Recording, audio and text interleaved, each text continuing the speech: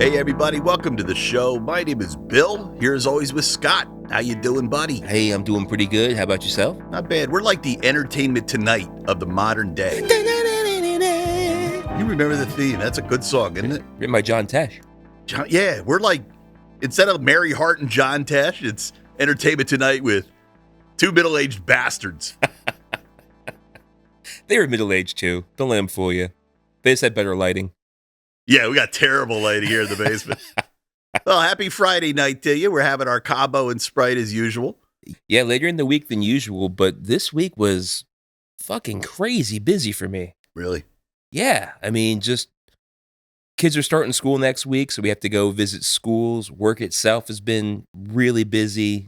Getting shit done, man. It's just life. Got in the way of the podcast world.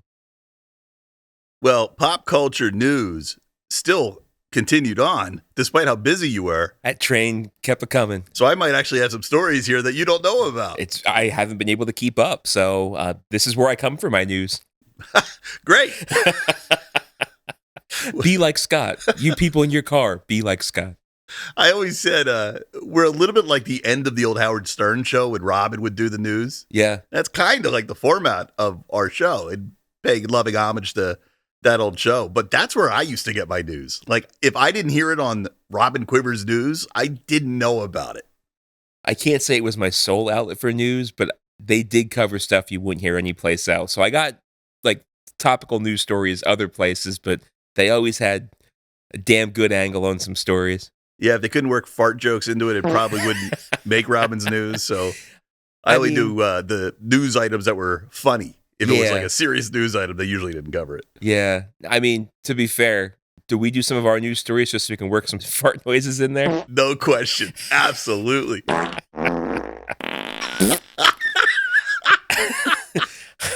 mean, how many dick jokes do we work into an episode? Oh, that's just our natural way of speaking. We don't plan this, people. We just talk. Oh, you know what? Speaking of just talking, last time you were saying, we were talking about the Olympics, and you're like, I'm going to call you when breakdancing happens. You didn't call me, and I missed one of the greatest train wrecks in the world. How did you not let me know it was on? So to be fair, it happened. So you're talking about the women's breakdancing, the Australian women's breakdancer. Is there other stories than that? Ray Gunn. Rachel Gunn. Yeah, she was dancing on, I believe, Friday night, and I wasn't watching it live. But the aftermath and the train wreck, I probably watched the same time you did. Men went on Saturday night. It was like 11 o'clock. I wasn't going to text you 11 o'clock on a Saturday. I figured, I hoping you had better things to do. I could be wrong. Okay. I'm kidding. All right. The men, I mean, the whole thing was farcical because, I mean, Canada won. Like, what the fuck are the chances of Canada winning breakdancing? And the whole idea, any true breaker that's out there, they're not going to the Olympics to win a fucking medal. You know what I mean? It's not happening. But this Ray Gunn girl, this Rachel Gunn-Ederson or whatever her name was, she's from Australia. Yeah. And she got put into the competition because somebody thought she was great, right? What do Australians know? They know how to look up breakdancing videos on the internet. She was awful. What the hell? Kangaroo? I don't know, man. I thought she was pranking everybody. I was like, this is a prank. But then I was like, I think she thinks she's doing a good job here, or at least, doing a realistic attempt at winning this thing. Right before I left my house to come down here, I was reading a story that said that there's like a petition out there calling for an investigation into the Olympics placement committee in Australia. Like, why would this girl have been selected? Like, is this whole thing a prank? Or was this truly genuine, or is the fix in? But there's a petition looking into her and the Olympic selection process, and there's like 207,000 signatures already on the thing. Well, I read something just in passing. It was a headline. I didn't stop to go any further. But I guess somebody affiliated with the Olympics or affiliated with Australia's part of the Olympics, hosting it. I guess you get, there's committees and things. I don't know who it was. Sure. But they're basically saying, that people are being sexist, making fun of her as a sexist thing. No, it's making fun of her for a breakdancing cultural appropriation thing. I mean, it was just ridiculously bad. I mean, the old saying is dance like nobody's watching, but goddamn, everybody was watching, and you danced like an asshole. I could have done a better job, and if I get on the floor, I ain't getting back up. Right. And I still could have done a better job. Your snake becomes a stick. Oh, man. And she kept having her hand on her chin at this one scene I saw. Like, what's that all about? She would call out the other girl, like, oh, floor's yours. And the girl was like, uh-huh. It was so bad. This is so bad. It was good. And it really doesn't matter because this is the last time we're ever going to see break in the Olympics. They're not going to bring it to LA. You think it's been tainted so bad now that they're just like, if we try this again, we'll be humiliated? Why not bring it back? I think America's going to be like, we have better shit to bring the Olympics than this horse shit spectacle. Right, because didn't you say that every place it's hosted in, they get to dictate what kind of events are there? Yeah, I remember you saying that? They have a big say in what is going to, like, what events are going to be played. I remember a few years back, I think in '96 when we had it in Atlanta, we added baseball. Really? Yeah. I do not remember that. Baseball was in the Olympics. We also had a bombing, if you remember that whole fiasco. I do. Atlanta. The guy faked it. The guy that called it in was the guy that set the bomb. The chubby guy with the mustache? I kind of forget how that all played out. Yeah, he set the bomb. That'll be an in-depth report for next week, maybe. All right, because I do forget him. Yeah. And we don't have a story today, so let's make that a story. I mean, if this news cycle keeps churning the way it is, maybe we won't have time for a story next week either, but we are fucking backlogged. Yeah, well, today we don't have a story, but we have plenty of news. So before we dig in, anything you want to talk about? Any news bag, anything? I heard from Brother Todd. He wanted to say, hey, shitface, thanks for ruining Deadpool for me. Based on the last episode, my only response to that is, if you see an episode of a podcast entitled Deadpool, Was It Good? And then we actually said twice, get ready for spoilers, and you keep listening, I didn't ruin Deadpool for you. You ruined Deadpool for you. I agree, Todd. Furthermore, I would have to say, there's still no plot to ruin, so we didn't give away the plot because, quite frankly, there is none. There isn't one. You know what, too? We were talking about how it was such a big moment. It was like an explosion. You watch this thing, you laugh your ass off. It's been 2 weeks. I've completely forgotten it. Completely forgotten it. It's the problem with cinema right now. Yeah. We're going to talk a little about it later. It's there's some news items around it. Okay. And maybe I'll revisit that thought I was just about to go into then. But how about we talk about some other things until we get to Deadpool? I like it. Yeah, we talked a lot about Deadpool lately. Let's break it up. All right. So first news item I have here, I actually meant to bring it up last time, Steven Tyler. Yeah. What's going on with Steven Tyler? Vocal injury that will never fully heal, so Aerosmith has retired.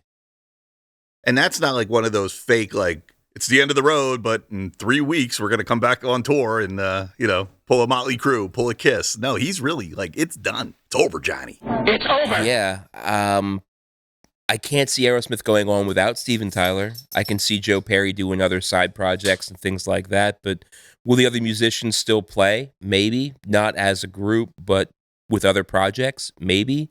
But Aerosmith as an entity is gone. I think about that sometimes because these singers who get older and have that incredibly high voice, like him, like Sammy Hagar, like David Coverdale from Whitesnake, like David Coverdale had to have surgery because Really? It's hard to do that voice. That's not a normal voice. Well, they get like polyps and shit on their vocal cords Yeah. and stuff. Yeah. because they're singing in a way that's not natural and it actually does damage. Falsetto hurts after a while. I mean, it hurts when I'm singing along to the radio. I can't imagine doing a fucking tour. Yeah. Well, listen to David Lee Roth now. Like he barely can hit those notes. Oh, yeah. Wow. God damn it, baby. No, I ain't lying to you. I'm only going to tell you one time. But like how Steven Tyler could sing as well as he did for as long as he did, it was amazing. So he was taken out because of surgery, not because of just old age. So, yeah, I mean, the idea that it's not old age, it's surgery, I believe the surgery is probably required because of old age or a lot of hard living and singing. Yeah. I just watched a thing on, did I talk about this last week? I can't remember, but I was watching something. I think I was maybe talking about it off air. But there's a YouTube thing out there. It's kind of like that Deluxe Nation I like, where it Yeah. talks about the crimes in Hollywood and this whole thing was talking. Oh, we talked about this after the show last week when we weren't on air when we talked about this. Okay, all right, because I knew it was something I'd spoken about at some point. I couldn't remember if we recorded it. But yeah, this video, and I wish I could remember the name. Just go Google it. It covers like a handful of famous perverts back in the day, and Steven Tyler was one. So when Steven Tyler was first kind of hitting the scene with Aerosmith and drugged up every damn moment of his life. This is 1970s.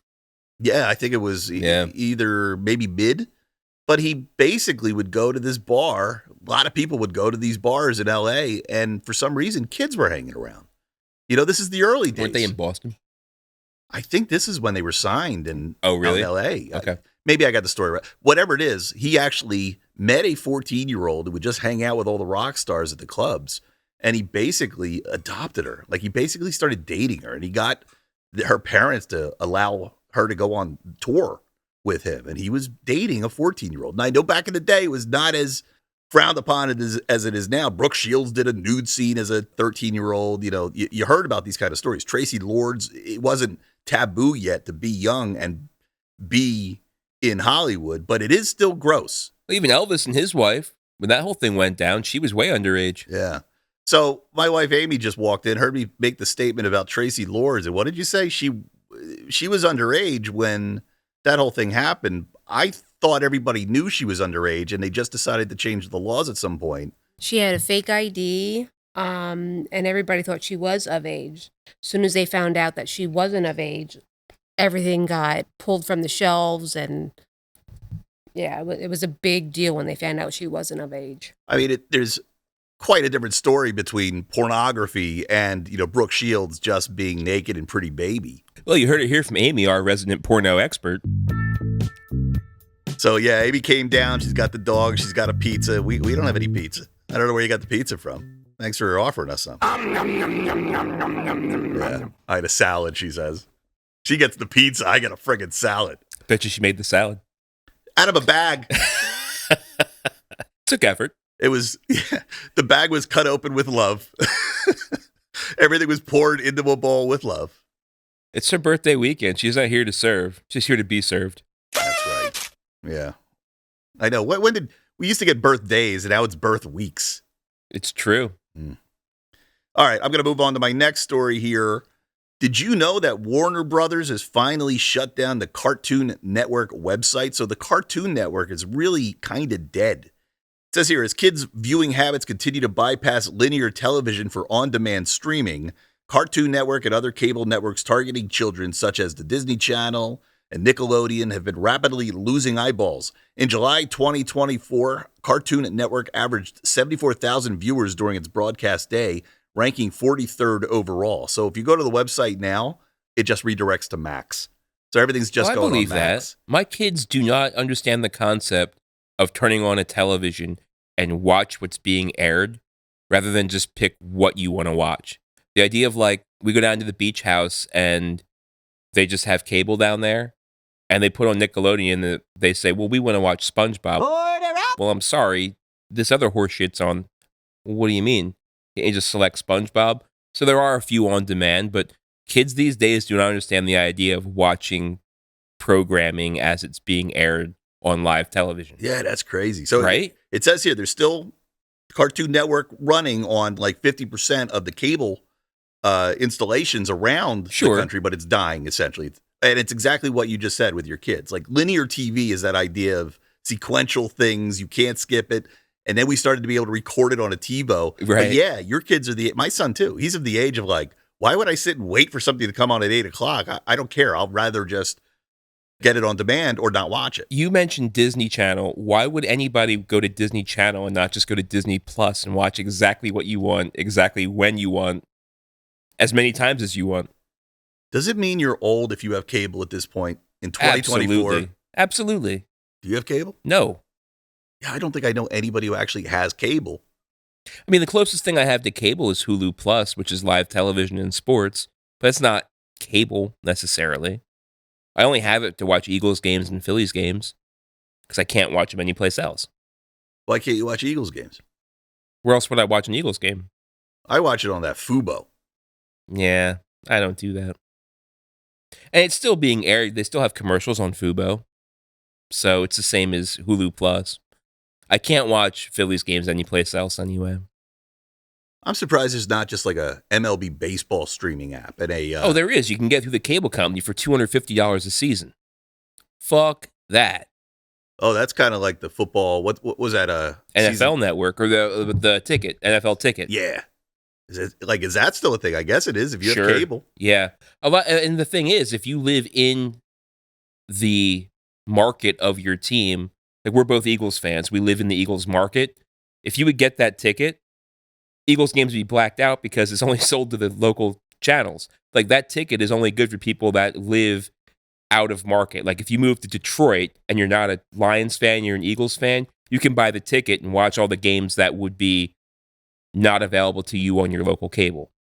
What do you think of the thing they're doing now where they have a couple games in foreign territories? Like I think the first Eagles game is in Peru or Brazil or something like that. Yeah. That's weird. And I guess that's what they're doing to try to get more audience outside of just the U.S. So that's the only thing I'm assuming they're doing it for. One thing I love, whenever they have any other sports game in Mexico or a South American city, they always have one of their soccer announcers do the play-by-play. And when they switch over to like that feed, so good listening to like another country announce the sport. Can you do an impression? Go! That happens a lot. That's football too. They go. Yeah, kind of. It's the sports fans in other countries in general are just so crazy. They have chants, they have songs, they have taunts, and the whole audience will just sing and dance the whole go. It's so funny to watch. We kind of have it here with Major League Soccer, but not as good as what it is in international soccer stadiums. Oh, we have taunts too. When I go to the Eagles game, there's a guy that always. Asshole. Oh my God. Asshole. Not as good. It's just not as genuine. It's not as good. Dude, my buddy used to have tickets, and every once in a while I would get them from him, and there was always this like pair of dudes behind us with the worst mouth ever, screaming like the C word, like. And I'm taking my son, and he's like, "Well, kid, this is what curse words sound like." You know, I know that. I've already known. I've known Welcome forever. to fandom, son. Welcome to fandom. It was so gross. Welcome to Philadelphia sports. Well, anyway, wrapping it up on the Cartoon Network. It's weird. That was such a big channel. I remember when it came out. I remember Adult Swim got real big, and there were a ton of Cowardly Dog, all sorts of things Courage. I remember being on. Yeah. I remember back in the day when AOL and home internet really became a thing. CartoonNetwork.com was one of the very first message boards I ever posted to. And it was about Scooby-Doo. You remember what you said? I remember, and this was before I understood what the internet was for. I remember posting about clearly Scooby snacks were acid tabs because why else would they be eating Scooby snacks and then see ghosts, quote unquote, and then they chased them around and they would go in one door and magically come out another door. Like they were all fucking high. It was the psychedelics. Sure, absolutely. Everybody knew it but the audience. I'm sure that some moderator took that message board post down because it was clearly not for the audience of Cartoon Network, but I just thought the internet was for adults that were like watching kid stuff. Yeah, I remember watching all of that stuff on Cartoon Network. It was on all the time at college. College was, I watched so much Cartoon Network. You're absolutely right. It's crazy. I remember thinking too, like, this is so great. The cable revolution. We can have a whole channel devoted to cartoons. Nothing could be better than this. Do you remember the Boomerang Network? It was nothing but Hanna-Barbera cartoons. I do. What was the difference between that and Cartoon Network? Cartoon Network didn't have Hanna-Barbera's rights. Oh. Are you sure? I'm They sure, never had? because Cartoon Network had like exclusive contracts with Jendi Tarakovsky, the guy that does Dexter's Laboratory and Johnny Bravo, and he did the very first season of Star Wars Phantom Menace, where it was drawn in that same art style. Samurai Jack was one, but he drew all those things. Cow and Chicken, such weird shit. But it was that unique. Powerpuff Girls, they were part of his. I like Powerpuff Girls. It was so good. That was Mojo good. Jojo was a great villain. That was a really cool show. I am Mojo Jojo. That is my name. That is me, Mojo Jojo. Very good. Well, R.I.P. Cartoon Network. It's At over. least CartoonNetwork.com. For those still with the cord, tune in. Throw them a bone. I mean, what do you think they're doing over at Warner? Like, we really want to kill this thing, but we don't want to have to deal with the angry letters. Well, so we're Warner just going to let it run its Brothers, course. hearing that it's owned by Warner Brothers and that they own Max, I'm sure all those shows are available on live streaming on Max. So if you like them, go watch them on Max, I guess. Yeah, that's what they want you to do. That's what they want. That's why they're redirecting the CartoonNetwork.com now. You got to figure they're trying to feed an old technology for the people that won't let go, and they're trying to build a new technology for people that want to cut the cord. So they're hemorrhaging money at both ends. Like a morning after a great night of drinking. Hemorrhaging from both ends. Oh, my. Oh, here's a good story. You know I like the dramas. No, not you. Love the dramas, especially the Hollywood dramas. Joaquin Phoenix. Did you hear the news about Joaquin Phoenix? No, but he always seems to have the drama surrounding him, doesn't he? He does. He does. Joaquin Phoenix last-minute exit sparks huge amount of outrage among Hollywood producers. All right, so let me read this to you. This is great. The Oscar winner departed Todd Haynes' gay romance drama just 5 days before production began. A movie insiders say makes legal action against him a likely outcome. He even brought the movie to the producers. So he's like, I want to make this movie. He brings it to the producers, and 5 days before shooting, he walks out. He walks out. It says here, the actor is indeed known to get cold feet ahead of filming on various projects. Two sources tell THR, which is where I got it from, The Hollywood Reporter. yeah, that he threatened to leave Ridley Scott's Napoleon unless his The Master filmmaker Paul Thomas Anderson was brought in to do rewrites. What was The Master? Was he in something called The Master? No, I don't know what that is. Well, I don't either, but it says placated, he stayed aboard the project and it arrived in theaters late last year. As Phoenix once told 60 Minutes' Anderson Cooper, he's usually petrified when he takes on a role, and before he shoots, he's nervous that he won't be able to find the right kind of place to express his ideas. So if that's what happened this time, he got cold feet, he just vanishes. He's just like, I'm out of here. You know what Feats I think? don't fail me now. I think Joaquin Phoenix loves drama more than you do because he creates this shit. How could you go home and be like, I just fucked everything up by leaving? There's all these people that just got employed now to work on this movie, and I'm just going home. You know what? The thing that blows my mind, last week we talked about how Zack Snyder got cut off for fucking up too many movies. He'll never be given a franchise again. Dropped too many turds. Joaquin Phoenix is notorious for this. When does he get cut off? I don't know. I mean, if somebody thinks he's going to bring asses to seats, he can get away with bad behavior. But here, I mean, he did this, and all the producers are basically, in this article, they're all like, this guy's going to get fucking sued. This is bad. Don't let actors do this shit.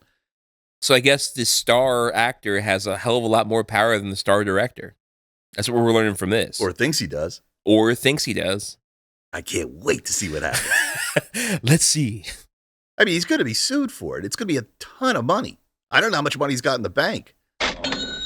He's a famous actor, but is he doing blockbuster movies? No. He got Joker money. You think he got paid a ton for that? I mean, it wasn't like he got millions because it wasn't a huge franchise. But for part 2, I bet you it is. That's true. $1 million. $1 million. Well, I wish I could just not go to work if I get cold feet in the morning. That would be awesome. At a job that you created. Yeah. For a company that you founded. My next story is about Matthew Perry. Matthew Perry. So, former Friend star Matthew Perry, what do you got? Matthew Perry death probe brings charges against his assistant, 2 doctors, and the Ketamine Queen. I did read this, yes. So Matthew Perry's live-in assistant, 2 doctors, and a woman dubbed the Ketamine Queen are among the 5 people indicted and charged in the investigation into the actor's death, which unearthed a broad underground criminal network. A coalition of law enforcement agencies announced at a press conference in L.A. on Thursday. Yeah. Jasveen Sangha, the 41-year-old woman prosecutors refer to as the Ketamine Queen, and Salvador, I almost said Placencia, also known as Dr. P, who worked as a physician at an urgent care center, are the lead defendants in the case. Sangha is accused of maintaining a stash house in North Hollywood where thousands of dollars worth of illegal drugs were discovered when a warrant was executed there in March. The 2 are charged with conspiracy to distribute ketamine, distribution of ketamine resulting in death, possession with intent to distribute Okay, well, you get the idea. So this is what happens to all of these actors. They find somebody who enables their habits to the point where they just nobody's watching out for them, and then they overdose. Yeah, it's not hard to find a legal prescription for highly abusable drugs. That's the society we live in. I don't know what ketamine is. Ketamine is originally a cat tranquilizer. Is that Special K? Yes, I remember hearing about that a long time that's ago. what it is. All right. So not hard to get legal prescriptions, quote unquote. Legal prescriptions from illegal doctors, it sounds. Yeah. And that's what happened to Michael Jackson. That's what happened to Prince. That wasn't Special K. That was propanol, something like that. Propofol. There you go. Thank you, Amy. And shit, fentanyl's everywhere these days. Like fentanyl. I heard of it. I don't even know what that is. I don't even know what this stuff is. It's basically another version of heroin. Yeah. Okay. So it's something you shoot up. It's an opiate. It's usually what they cut other drugs with. Even cocaine's being cut with fentanyl right now. That's why there's so many overdoses.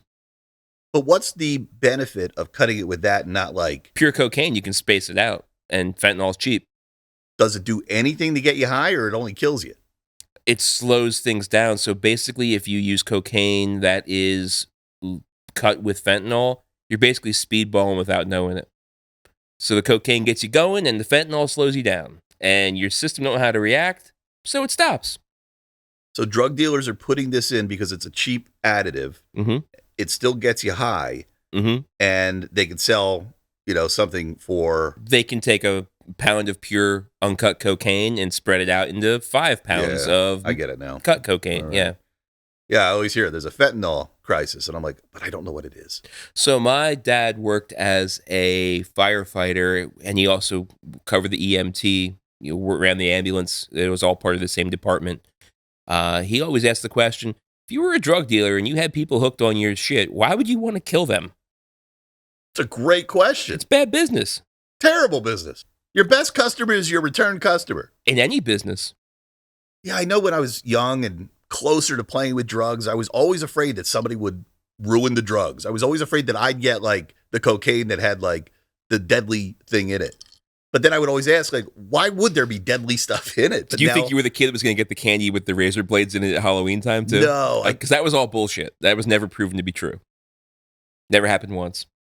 Amy looks absolutely puzzled. I remember as a kid, they would have meetings at school where they would have all the kids, they'd have somebody come into the room, usually from like DARE or something like that, like, drug abuse resistance education. And they come in and they'd say, all right, kids, if you go trick-or-treating this year and you get a temporary tattoo that has a star on it, don't use it. It's going to be laced with LSD. And the truth of the matter is, no respected drug dealer is going to waste their drugs to get kids high. Kids don't have any money. Right. It's dumb. It was all scare tactics. Why were you making a face? I was disgusted By what? by the lies that I've been told in my childhood. Oh, yeah. Get closer to the mic there. Yeah, so Amy lived a life of absolute fear, like everybody telling her the world is so dark, and she believed everything. Yeah, my bag had to be searched. The Reese's peanut butter cups had to be confiscated because those were the ones that had the most razor blades found in them. Your parents really did that? Yeah. We had totally different parents. Did you ever have to go to the hospital to have your candy x-rayed before you ate it? Never. So all my grandparents worked at the Reading Hospital, and they had a special event on Halloween night where you could take in your bag of candy. They would run it through the x-ray machine. And it was cool to see candy x-ray, just see like how the machine worked. It was like a Halloween party too. But yeah, the whole idea was, if there's razor blades or if there's like, thumbtacks or shit in your candy, we're going to find it on the x-ray and take it out. I love to get all the hard metals, the sharp things out, but they put radiation in your candy instead. Or straight glass that doesn't show up. Oh my God, the world. All right, let's talk a little about some Deadpool and Wolverine news that's coming out lately. You sent me this one. So they crossed the 1 billion mark. Yeah, right after we did our show last week, they crossed 1 billion. $1 billion. 1 billion. Yeah, so people love it. What's the biggest movie the MCU has had? Has this beat it? We talked about it was Endgame, but I feel Endgame is still more than where we're at right now with Deadpool and Wolverine. Yeah. But we're still moving. I mean, it's still in the theaters. Amy, as a Deadpool fan, what were your thoughts of our thoughts of the Deadpool movie? I think you guys are more Marvel fans than you are Deadpool fans, where I am more of a Deadpool fan than I am a Marvel fan. So I speak for Deadpool fans when I say that is the movie that we wanted. I'm not so sure you're a Deadpool fan, to be honest. You don't read the comic. You just like the snarkiness that you saw in the very first Deadpool movie commercial. I've liked Deadpool before he was. No, yeah, correct. I don't read the comics, but I've seen his little his public service announcements before he was a thing. Yeah, I don't know how you would have known Deadpool until he came out in the theaters. But she was a fan. I mean, as soon as Deadpool came out, she said, we got to see it. We got to see it. We just started dating. I remember the very first movie came out on Valentine's Day, and that was like our... Oh, that's right. Yeah, we went on a date to watch Deadpool. The weird thing to me is this Deadpool is 9 years after the part 2. We went a long period of time without another Deadpool movie. And he wasn't sprinkled into every other shit in MCU thing that was out there. What I think you guys got correct is, yeah, there was no real story. But, I mean, we didn't need a story. We needed action. We needed these two characters together. And we also need Deadpool and Spider-Man together. I know. That is what we need. We need that love affair. Yeah, but they used that same love affair in this movie with him and Wolverine. Right. In the comic, it's him and Spider-Man. Right. But I think the Spider-Man one will be cuter. Cuter. Yeah, we definitely don't watch these movies for the same thing. Right, and it's just for the ha factor. It's not for a story. It's like fan fiction. And this movie was, I actually kind of think I even like it better than the first. I definitely like it better than the second one. Definitely better than the second one. I think maybe I like it better than the first one because I think it was funnier than the first one. The first one had a good story, but this one was just better. I liked it better. A good story. What a novel concept for a movie to have. Well, that's our problem with what we saw. It was funny, sure, but the MCU has got to get back to good narratives or they're completely going to go out of business. Do you remember when we went to see the first movie, I said to you, yeah, this wasn't real Deadpool. Real Deadpool's a little crazy. Do you remember me saying that to you? Yeah, but I thought they did crazy as well as they could in a movie format. This one was a little crazier because it didn't make sense and it had no story. Yeah, it did make sense. It was more crazy. So that's why I think it was better. Well, I guess I see where you're going there. In that way, it was crazy. But how are you going to put that character in to the next Avengers movies and things like that? That's going to be weird. That's going to be jarring. That's a problem that I think the MCU has made by having these fourth wall breaking. Is it fourth wall, third wall? Fourth wall. Fourth wall breaking. Like She-Hulk did the same thing. We may never see She-Hulk again. But what do you do when you got characters that can break the fourth wall hanging out with characters that can't? It's very strange to me. Do you think the idea that he met with Happy Hogan and was denied access to the Avengers is that he's never really going to be in full mainstream MCU? He'll be MCU adjacent? Huh. I don't know. Because you're right, that would be weird to have this format in that format. Let's talk about that scene for a minute, because that's one of the news items. Oh, okay. So evidently, according to Variety, Robert Downey Jr. actually turned down an Iron Man cameo in the movie. So in the beginning, when Happy Hogan was talking with Deadpool, it was written to be Happy Hogan and Tony Stark. I'm glad it wasn't. So it says here, the scene in question is towards the beginning of Deadpool. Ryan Reynolds' Merc with a mouth has used Cable's time machine to jump over to the sacred timeline in order to pitch himself for a spot in the Avengers lineup. Deadpool has a meeting with Jon Favreau's Happy Hogan, who rejects him since Deadpool is too self-centered for the Avengers and just not a team player. The original idea for the scene was to also have Downey's Tony Stark in the room. So right away, I'm confused. How did Deadpool get over to the main sacred timeline anyway? He just decided, I'm going to go to the 616 universe and try out for the Avengers? That is kind of weird. I didn't understand why he was suddenly in Happy Hogan's office when he wasn't really from that multiverse, that universe. Because when he went back to working for Drive Max, I don't even know if that was the 616 multiverse. So it says behind the scenes, we didn't know about Dr. Doom, Wernick says. I think Wernick was one of the producers. And there's no way Robert Downey Jr. was going to do both characters. And then we said, oh, Downey doesn't say no to Ryan Reynolds, does he? No one says no to Ryan Reynolds. And Ryan gave him the hard press. We wrote scenes, and Downey read the scenes. But what we didn't know behind the scenes was the Dr. Doom thing. So Downey passed on the cameo, and Reese said the actor, Reese Wernick, I think is the guy we're talking about, said the actor was the only no we've ever gotten as a cameo for Deadpool. Says, okay, he's got another quote here. I mean, look, we would have loved to have Downey, Reese said, but at the same time, I think Marvel had this ace in their hole, which is he's about to come back as a different character. So to have it be Tony Stark, knowing that Dr. Doom was on the heels of that, it didn't make sense. So Tony knew. Tony's like, I'm going to go along with the game here. I'm going to read the script. I'm just going to say no. But all along, he probably already knew I can't do this role. Yeah, I think it's better that he wasn't in the scene. I think it was more fitting that Deadpool was denied, not by the originator of all, not that it was Nick Fury, but I think it was better story-wise, as much of a story as we had, that Happy Hogan, like the fucking chauffeur's the one that told him no. It wasn't like the big Mahaff. Yeah. So another news item, jumping from this, it turns out that there was actually supposed to be a cameo from the original 6 Avengers. They wrote that into the script too. This is the kind of stuff I wanted from Deadpool. I was expecting to see Tony Stark. I was expecting to see some major cameos from the biggest characters in the MCU. They were all written in, but yeah, they didn't make it. I'm happy with the cameos that we got for the reason that we got them. I'm happy with the way the movie was, the way it was. To tie it into everything else and to see these characters that you're talking about that you say you wanted to see, it would have been more of the fan service that I don't like. If they wrote it right, I love fan service. If they just write it in to, because they're lazy writers, hate it. Here's the thing, though. Are any of these characters returning to reprise their actual role of the original 6 Avengers?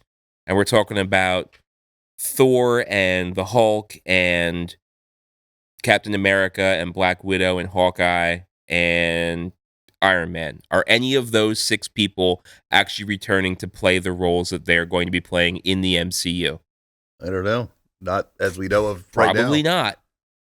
So why? It just would have been throwaway fan service. At least the Fox thing, and when I say Fox thing, the Fox X-Men thing, at least it brought that to a closure. At least it had a point. It just would have been tickling your ass with a feather. I know, but if they wrote it to have a point, then it's the best of both worlds. That's what I wanted. I would have hated it. Oh, that excitement when you see something that... You know what that would have been for me? That would have been fucking an unnecessary, de-aged Mark Hamill in a fucking Mandalorian. You didn't like that? I liked that. No. Oh, I loved it. I got super excited that they were going to use Luke again. Tickle, tickle, tickle. You didn't like that. I really was a fan of that. What did it do to propel that story? Well, it got Grogu out of the hands of the Mandalorian for 2 whole episodes. Because season 2 comes around, episode 3, I think it was. Here, you get to choose. You want a lightsaber or do you want fucking Beskar armor? And what did he take? Fair, but at least something came of it. All pointless just to have fucking some kind of hero, we'll call him Star Wars Jesus, step in with Mark Hamill to save the day because it was kind of going, meh. You know what? Star Wars needs Star Wars Jesus. It really does. And I think Mark Hamill is the guy. And you know what? I think Marvel needs Marvel Jesus, and I think it was Deadpool and not fucking Morton Downey Jr. Yeah, all right. I hear you. But before we jump topics, guess what? Surprise game? Surprise game. Oh, no shit. Surprise game. I love it. Okay. So this article from Cineblend, Deadpool 3 originally featured a fight with the OG Avengers, as I just mentioned, and you'll never guess who picked up Thor's hammer.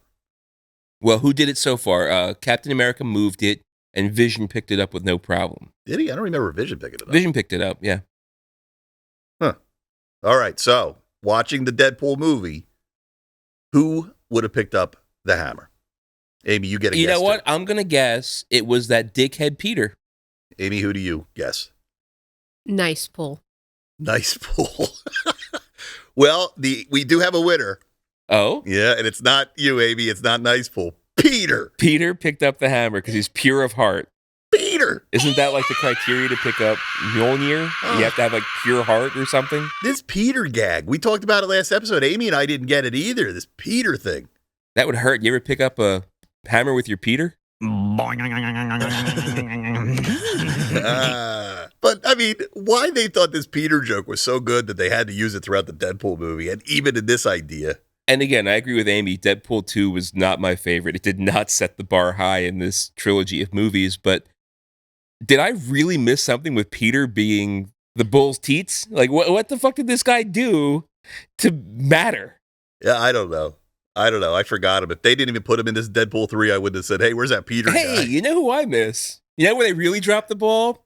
Not enough Peter. Not enough Peter. Nobody's saying that. Did you see the trailer for the new Snow White movie? I did. What a CGI fucking nightmare. When did they change direction? Remember we talked about how it was instead of the seven... It wasn't going to be 7 dwarves. It was going to be the 7 magical beings or something. And it was all-inclusive. It was a DEI kind of thing. And now it's just Snow White. Now it's just Snow White and CGI dwarves. Yeah. And Jenna, who is not an avid listener of the show, unfortunately, she actually saw this trailer for the first time, forgetting we'd even talked about it, or maybe she never heard us talk about it. And she said, oh my God, this thing is fucking garish. Like, it's bad. Yeah. Yeah, people hate it.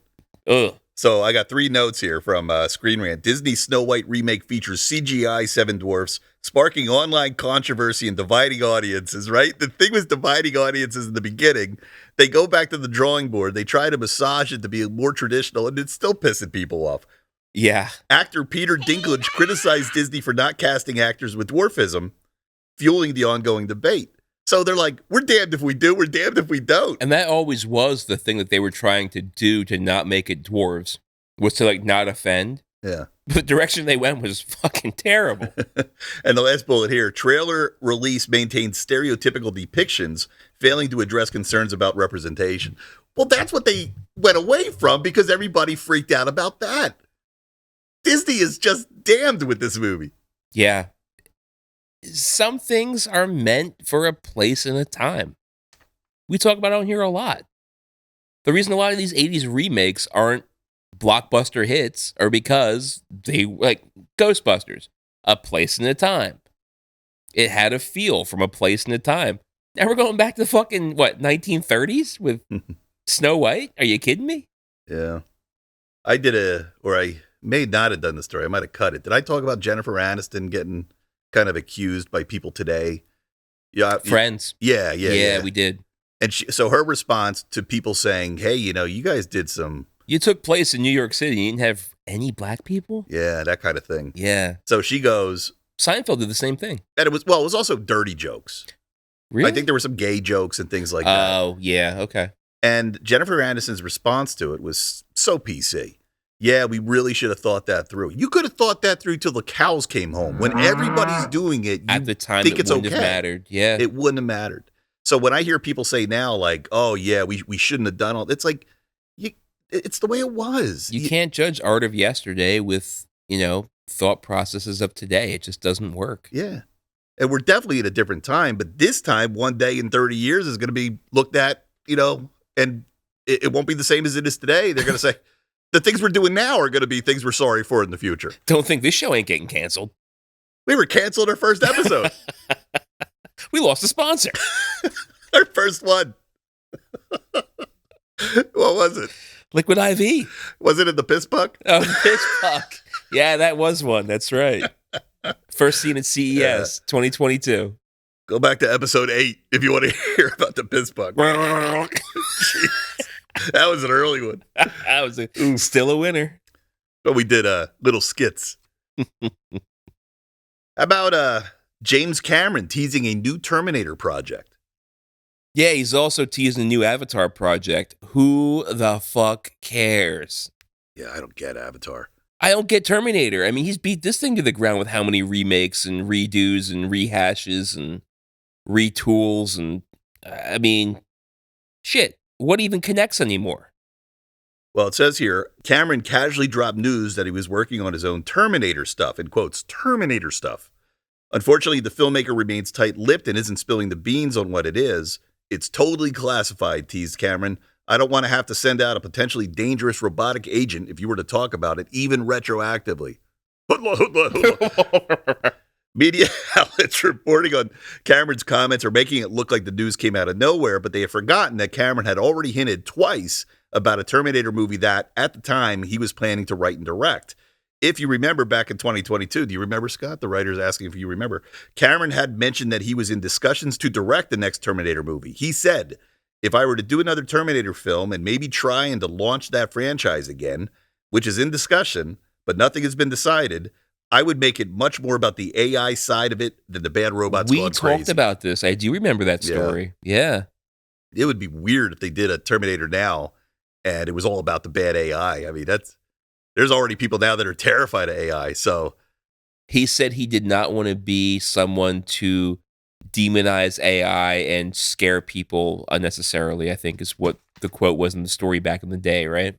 yeah, that rings a bell. You got a great memory. Yeah, I do. We're a good team because I don't remember anything until you I'll pick up the slack. Don't Yeah. worry. until you bring it back up. You set him up, I'll knock him down. I don't even know if I just care about Terminator anymore.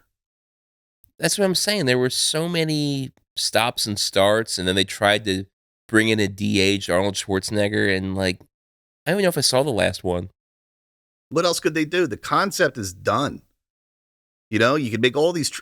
It was like I was watching the Furiosa movie today, The Mad Max. and there's no real story there, but it's a setting, and it's fun to watch things happen in that setting.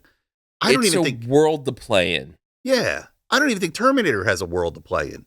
They keep coming back to our world. You can only do so much in Los Angeles. I feel like it's like, okay, we're going to send back a Terminator, and he's going to kill somebody. Oh, that guy fucked up. We're going to send one back a day earlier. They just keep going back like a little bit earlier, a little bit earlier. We're going to get it right one of these times. Yeah, that's funny. That would be a good idea. Terminator 803. And take 47. But they tried to do a Terminator movie. Remember Christian Bale was in it, where Yes. it took place in the Robot Wars. I didn't care about that either. No, because once it's in the future, who cares? Right. Yeah, I don't know, man. And that one felt more like it was trying to be a Matrix movie. I barely remember that one. It's kind of like with Predator. I heard they're working on another Predator. That last Prey version was fine. It was different. But I forgot it. Forgot it the next day. I mean, what else can you do with Predator? What else can you do with Aliens? I think they have Romulus coming out. What the hell could it be about that's any different than what we've It's already seen more of the 100 same. times? It really is more of the same. It's Blumhouse's different view of Alien. And I think the nail in the coffin for both of them was when they made Alien versus Predator, when they finally took that from Dark Horse Comics and actually put it on the screen, and it wasn't done well, and people were expecting greatness, and they got absolute dog shit. I think everybody kind of was just like, I had enough of this. Yeah. That was the pinnacle, supposed to be the pinnacle, and they kept beating that same fucking drum, and now nobody cares. We'll see how Romulus does in the box office, but I'm not expecting much. It's a problem with Hollywood. It's like that first Ernest movie was good, and then there was like 5 more Ernest movies. He did go to jail. That was pretty funny. And then he was scared stupid, and that was not as great. He wasn't scared stupid in jail. No, he was not. No, he wasn't scared straight. Or scared straight they should have had. Well, as the segue master, I am going to lead us into the next story. Ernest P. Worrell? No. Oh, okay. More about being scared. Oh, okay. So Halloween is right around the corner. You know what I mean, Vern? NBC. You've heard of NBC. That's one of those old-fashioned TV networks, right? That's right. They did cover the Olympics. I know a lot about NBC. Linear TV, if you will. Okay. NBC launching a Jimmy Fallon-themed haunted maze in Rockefeller Center. Who gives a shit? How dumb is this? Do you know NBC Universal launched a Jimmy Fallon Race Through New York full-on ride in Universal Studios Orlando, and it's the worst reviewed ride in the entire fucking park. That's all I could think about reading this news story. And now they're bringing it to Central Park. Who the fuck cares? So it says the haunted experience, Jimmy Fallon's Tonightmares, will open September 20th and feature 10 frightening rooms based on the Tonight Show host's nightmares. You give a shit about Jimmy Fallon's nightmares? I can't wait to go walk through Jimmy Fallon's You know what nightmares. his main nightmare should be? That people realize that he's not that funny. Yeah, that people realize that nobody needs to be watching. Hey, remember NBC that at guy night that anymore. fucked up every single SNL skit that he was in from 1997 all the way up till 2005? Yeah, that guy is now hosting the fucking Tonight Show. Yeah. All right. Well, Jimmy says Tonightmares has got everything you need to get supremely frightened this Halloween. I'm not saying it has killer scarecrows, brain-hungry zombies, and an abandoned gas station in the middle of nowhere, but it has killer scarecrows, brain-hungry zombies, and an abandoned gas station in the middle of nowhere. You know, and I read this and I was like, this is just such a dumb idea. What a dumb cash grab. What a dumb thing just to keep NBC and the Tonight Show, you know, relevant in some way. But then I thought about it. Where do the kids in Manhattan go for their haunted hayrides? Where do they go for their Halloween adventures? I'm sure they have things. They have haunts. Do you think? They'd have to. I mean, it's also very bizarre that this is a haunted house built into Rockefeller Center. Yeah, So that's maybe true. it's not a bad thing for kids to actually have some Halloween fun, but it just seems so dumb to be They gotta be themed corned up by Jimmy Fallon? Jimmy Fallon. I heard Room 4 is just him doing his awful Adam Sandler impression. I hear it's him doing Weekend Update behind the desk. Room 8 is that dumb IT character. Remember? You're welcome. Move. Yeah, I hated that guy. I don't know how he got the Tonight Show over Conan O'Brien. I'll say this. If Philadelphia got the idea to do some kind of haunted themed attraction around the Roots, I'd be a lot more for that than I would Jimmy Fallon. Yeah. The Roots haunted attraction in the middle of Rockefeller Center. Yeah. We'd be talking about that totally differently if it wasn't the Jimmy Fallon. I want to see what Haunted Black house. Thought and Questlove are afraid of. I want to see that. That's good. All right. Well, that's it. That's everything. A short show today. Oh, shit. Wow. Amy, thanks for coming down. You're quite welcome. You came down like a whirlwind with the dogs and plopped yourself right down and forced yourself as our third guest. Should we get you a microphone? Maybe. This is a segue into my new podcast. Oh, yeah. So she's now got a bunch of friends that you know that all of a sudden now want to do podcasting. And I keep saying to Amy, I'm like, this is a hard grind. You know what the problem is, Bill? We make this look too easy. I Now everybody guess. thinks they can just fucking do it. Just like we thought we could. Just like we fucking do thought it. we could do it. Yeah. We're just going to come down and crash your podcast, give the female point of view. All right. Well, we will be locking the door going forward. What the fuck is this? Point counterpoint? Crossfire. Crossfire. The pop culture edition. Hitting the hard topics. You're going to grow our audience, you say? All right. A little feminine power, girl power. Too much testosterone on the air already. Is that what you think? Soften the edges. Ugh. Oof. All right. Let's close this up before she gets any other ideas. Well, before any of that tragedy happens, thanks everybody for listening to this actual show the way it currently stands. Don't see any real harsh changes coming in the near future. So tell a friend. We'll keep growing these numbers, and we'll talk to you next week.